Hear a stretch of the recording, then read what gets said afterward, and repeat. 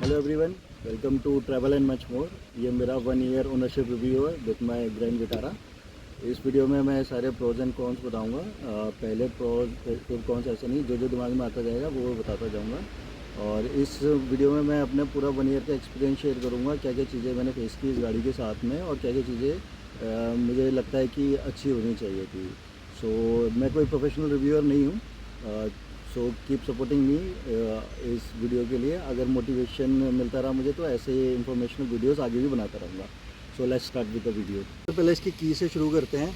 ये देखो इसकी की, ये की ऐसे नहीं मिलती है, ये मैंने कवर आफ्टर मार्केट लिया हुआ है। इसमें बस लॉक और अनलॉक का बटन है। यार मैं ये पर्सनली ये सोचता हूँ कि यार मारुति ने अपने पार्ट शेयरिंग किए हैं सबसे। आप चाहे अर्टिगा ले लो, बलिनो ले लो, इग्निस ले लो, कोई भी गाड़ी लोगे आपको यही की मिलेगी, जो कि मुझे पर्सनली पसंद नहीं आ रहा है ये। और थोड़ा तो अपग्रेड कर दो यार एटलीस्ट की में। जब मैं ये गाड़ी ले रहा था तब मैंने ना काफ़ी सारी गाड़ियाँ देखी भी, टेस्ट ड्राइव भी करी। जैसे मैंने क्रेटा देखी और स्कोडा की कुशाक देखी, और मैंने फोक्सवैगन की टाइगून देखी, और मैंने सेल्टॉस भी देखी। उस टाइम पे टाटा के पास ऐसा कोई अवेलेबल नहीं था प्रोडक्ट, तो उनका पाइपलाइन में था कर्व, जो कि अभी भी नहीं आया है। तो मैंने सारी गाड़ियां चला के देखने के बाद, तो उनका आफ्टर सेल सर्विस वो समझने के बाद और प्रैक्टिकलिटी को देखते हुए मुझे जो लगा कि मुझे इस गाड़ी के साथ जाना चाहिए, इसलिए मैं इस गाड़ी के साथ गया। देखो, अगर मैं ऐसे इतना गाड़ी भगाने में बिलीव नहीं करता, रेस वेस नहीं करनी होती है, मैं नॉर्मल गाड़ी ड्राइव करता हूँ। और मेरे लिए इम्पोर्टेंट है कि आफ्टर सेल्स मुझे क्या मिलेगा, सर्विस अच्छी मिलेगी और इसका माइलेज सही मिलेगा, और ये लो कॉस्ट में मुझे रन करेगी ये गाड़ी। तो उस हिसाब से मैंने ये गाड़ी चूज़ करी है। आप इस गाड़ी का लुक देख सकते हो। आने वाले 4-5 साल में तो मुझे नहीं लगता कि ये आउटडेटेड होगी। और क्रेटा उस टाइम पे बहुत कॉमन भी हो गई थी। जब मैं इसको ले रहा था तब ये नई भी आई थी, और ब्लैक कलर मेरा पर्सनल फेवरेट है। तो ब्लैक कलर में ये मारुति ने फर्स्ट कार थी जो निकाली थी। उसके बाद से उन्होंने सारी गाड़ियाँ ब्लैक में निकालने लगे, जैसे कि एक्सेल 6 और इवन स्विफ्ट भी अब वो ब्लैक में आती है। एक अच्छी चीज़ है ग्रैंड विटारा में कि इसके चारों टायर जो है 17 इंचेस के आते हैं, और इन चारों टायर्स में जो है कि डिस्क ब्रेक दिया हुआ है, जिससे ब्रेकिंग बहुत अच्छी होती है। आपका कॉन्फिडेंस लेवल बहुत ज़्यादा बढ़ जाता है वाइल ड्राइविंग और वाइल हार्ड ब्रेकिंग।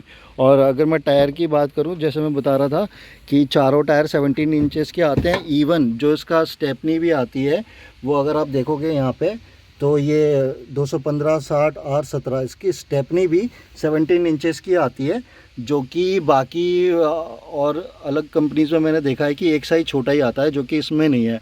ऑल्दो ये रिम है, अलॉय नहीं आता, अलॉय केवल 4 ही टायर आते हैं। इसमें ना 60-40 सीट स्प्लिट सीट का ऑप्शन है। और मैं दोस्तों ये गाड़ी ली, मैंने तो ये गाड़ी कैंपिंग करने के पर्पज़ से भी ली थी। आप मेरी दूसरी वीडियोस देख सकते हैं। मैंने ये दोनों सीट फोल्ड करके इसमें फुल साइड बेड बन जाता है। हम 3 लोग, मैं, मेरी वाइफ और मेरा बेटा, हम तीनों लोग इसमें आराम से सो पाए उस कैंपिंग में भी। और आगे भी मुझे लगता है कि ये बहुत यूज़फुल और स्पेशियस है अगर आप इसको बेड बनाना चाहते हो तो।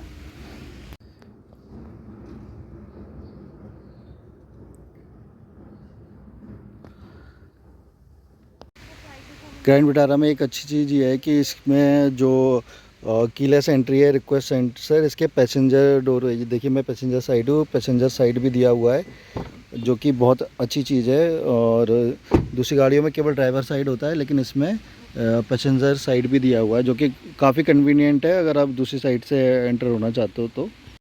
एक फ़ीचर जो मुझे मिसिंग लगता है इसमें, ये वायरलेस चार्जर का, जो यहाँ पे हो सकता था, जो इसमें नहीं है। यार आजकल छोटी छोटी गाड़ियों में भी वायरलेस चार्जिंग का ऑप्शन आ गया है। ये आप इसका गियर नॉब देख सकते हैं, ये 5 स्पीड गियर बॉक्स के साथ आता है विद रिवर्स। और आप अगर इसे छोटी गाड़ियों में भी देखेंगे, जैसे नेक्सॉन हो गया, उसमें भी 6 स्पीड गियर के साथ आता है।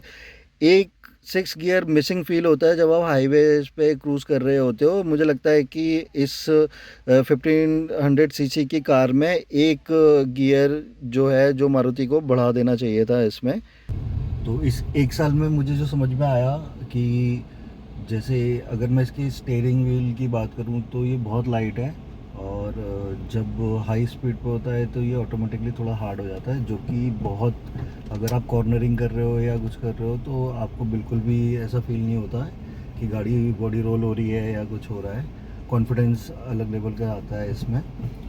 तो इस सेगमेंट में ना काफ़ी सारी गाड़ी में अभी पैनोरामिक सनरूफ आ गया है। जैसे पहले क्रेटा में आता था, अब किया सेल्टोस में भी आने लगा है।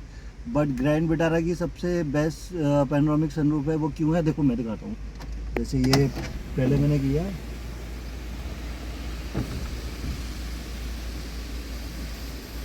तो ये अभी हाफ खुला है, इतना ही क्रेटा और सेल्टोस का खुलता है। लेकिन ग्रैंड विटारा में ये पीछे वाला शीशा ये भी पीछे चला जाता है। ये देखिए, ये सबसे वाइड खुलता है ये पैनोरामिक सनरूफ, जो कि किया और सेल्टोस में नहीं खुलता है।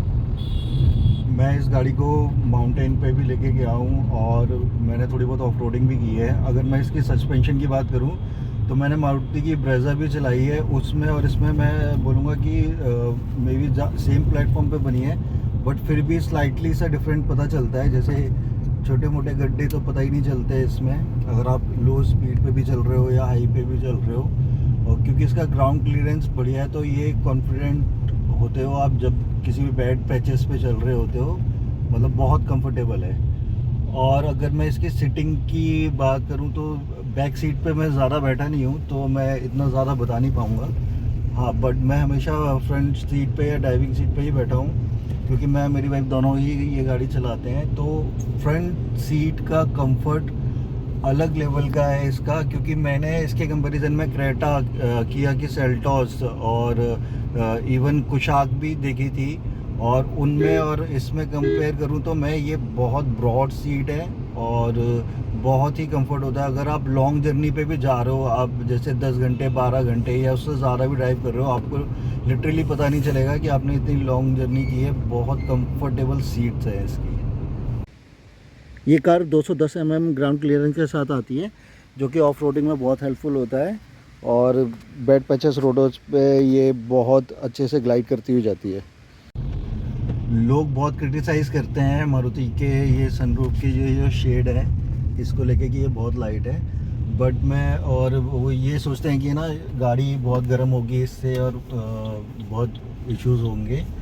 बट मैं बताऊं कि मैंने ना काफ़ी लग्जरी कार्स भी देखी हैं जिसमें ऐसे ही शेड्स आता है। और रही बात गाड़ी गर्म होने की, तो देखो अगर आप दिल्ली एनसीआर में रहते हो, 40-45 डिग्री यहाँ पे टेम्परेचर पहुँच जाता है नॉर्मली गर्मियों में। तो उस टाइम पे आप किसी भी गाड़ी को अगर धूप में खड़ी है वो और उसमें जाओगे तो आपको सेम ही फील होगा। बेस्ट पार्ट इसका ये है कि जैसे ही आप इस गाड़ी में आते हो और एसी ऑन करते हो, एसी इसका बहुत इफ़ेक्टिव है, जो कि बहुत जल्दी कूल कर देता है। तो इससे मुझे नहीं लगता कि कोई ज़्यादा फ़र्क पड़ेगा। हाँ, ये इसका फ़ायदा मुझे तो ये पर्सनली ये लगता है कि अगर ये लाइट है तो इसमें सनलाइट मतलब अच्छी आ जाती है, अच्छी मतलब रोशनी दिखती है इसमें। बट हाँ, अगर डार्क होता तो बिल्कुल ब्लाइंड हो जाता। वो अपनी अपनी प्रायोरिटीज़ हैं, किसी को ये अच्छी लगती है, किसी को नहीं लगती है। मेरे हिसाब से ये मुझे ठीक है। इस गाड़ी में एक तो ये टिंटेड ग्लासेस आते हैं जो और गाड़ियों में नहीं आते हैं, और बाकी सब में शेड्स आते हैं, जैसे क्रेटा सेल्टोस में शेड्स आते हैं और इसमें टिंटेड ग्लासेस आते हैं। तो सनलाइट और जो भी थोड़ा कम गर्म होती है कंपैरेटिवली। ये ग्रैंड विटारा का अल्फ़ा मॉडल है। इसमें ये रिवर्स पार्किंग कैमरा मिलता है 360 डिग्री का, जो कि मैं कहूँगा बहुत हेल्पफुल है, क्योंकि इस साइज़ की गाड़ी को रिवर्स करना थोड़ा सा डिफ़िकल्ट है। बट ये 360 डिग्री कैमरा होने की वजह से ये बहुत हेल्पफुल हो जाता है टाइट पार्किंग स्पेसेस से निकालना। 3 सर्विस हो चुकी हैं इसकी। जो लास्ट सर्विस हुई है वो 10,000 किलोमीटर प्लस पे हुई है।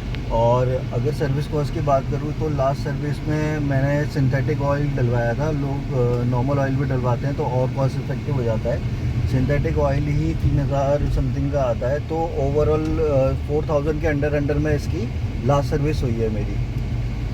मैंने हुंडई की गाड़ी भी चलाई है, हुंडई की ईओन मैंने 10 साल चलाई।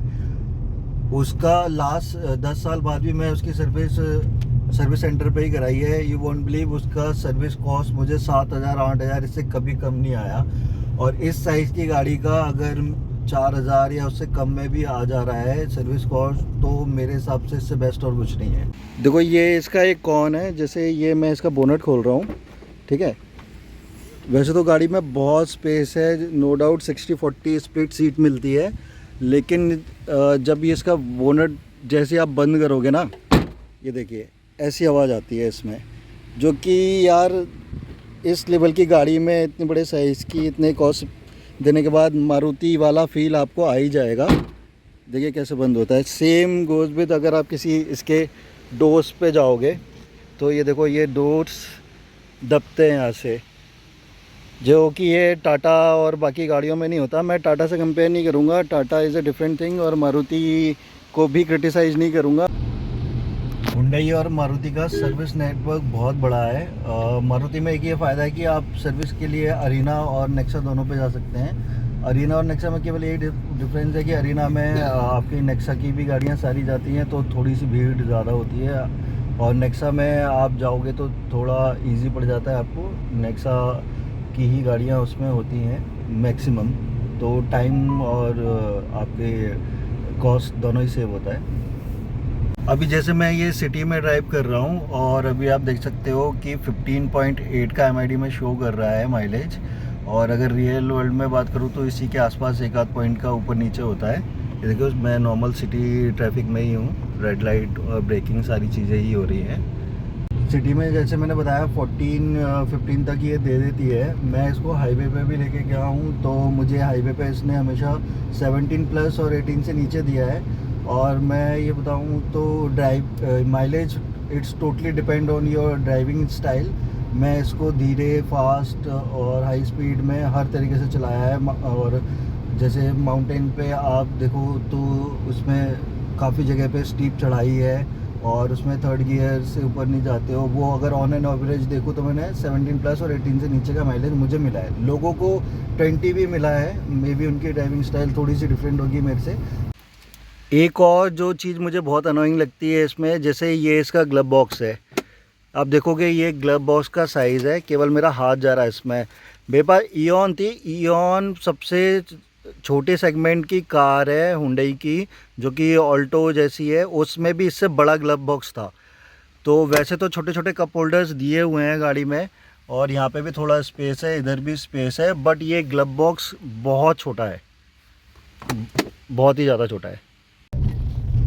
अभी 2024 के टाइम पे जिस तरीके की गाड़ियाँ आ रही हैं, उसमें लोगों को, जैसे पहले लोग कहते थे कि आपकी फर्स्ट सर्विस के बाद आपकी माइलेज बढ़ जाएगी, सेकंड सर्विस के बाद माइलेज बढ़ जाएगी, तो ये आज के टाइम पे मैं बोलूँगा कि मिथ है। अगर मैं अपने पर्सनल एक्सपीरियंस से बोलूँ तो देखो, जब सर्विस होती है फर्स्ट, सेकंड, थर्ड इवन भी, तो उस टाइम पे इंजन पर कोई काम नहीं होता है। जो मैंने देखा हुआ उसमें केवल आपका इंजन ऑयल चेंज होता है, फिल्टर चेंज होता है, बेसिक चेकअप्स होते हैं गाड़ी के।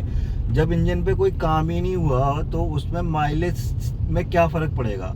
हाँ, ये ज़रूर है कि जितना गाड़ी रन होगी, जितना ज़्यादा चलती है, धीरे धीरे माइलेज इम्प्रूव होता है, क्योंकि आप गाड़ी से यूज टू होते हो, आपका ड्राइविंग स्टाइल आपकी गाड़ी के अकॉर्डिंगली अडॉप्ट हो जाता है, और उसी हिसाब से ही माइलेज इम्प्रूव होता है जैसे जैसे आप गाड़ी चलाते हो। सबसे बड़ा कौन लगता है मेरे को, इसमें प्रोजेक्टर लाइट तो दी हुई है, लेकिन ये प्रोजेक्टर लाइट मुझे इतनी इफ़ेक्टिव नहीं लगती है, क्योंकि मुझे कहीं ना कहीं ये लगता है कि इसको थोड़ा और बेटर होना चाहिए था।